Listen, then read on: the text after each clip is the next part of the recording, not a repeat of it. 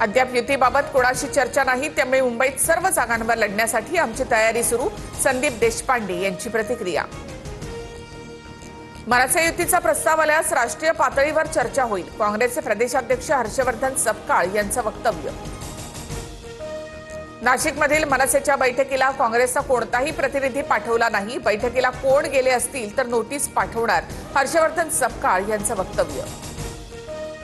स्वबळावर लढण्याची अनेक कार्यकर्त्यांची मागणी, पण महायुती महत्त्वाची असल्याचं सांगितलं।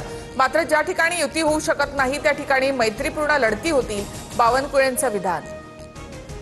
आगामी निवडणुकांमधील युतीबाबत समीर भुजबळ आणि गिरीश महाजन यांच्यामध्ये चर्चा, नाशिकमध्ये भाजप आणि राष्ट्रवादीची युती होणार का याकडे लक्ष।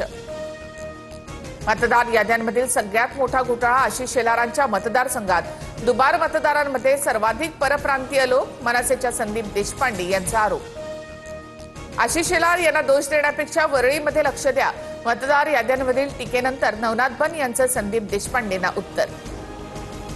कोल्हापूरच्या चंदगडमध्ये दोन्ही राष्ट्रवादी एकत्र, मुश्रीफांच्या मध्यस्थीने माजी आमदार राजेश पाटील आणि नंदा बाभुळकर एकत्र निवडणूक लढवणार, मुश्रीफांनी भाजपच्या विरोधात मोठ बांधल्याचं चित्र।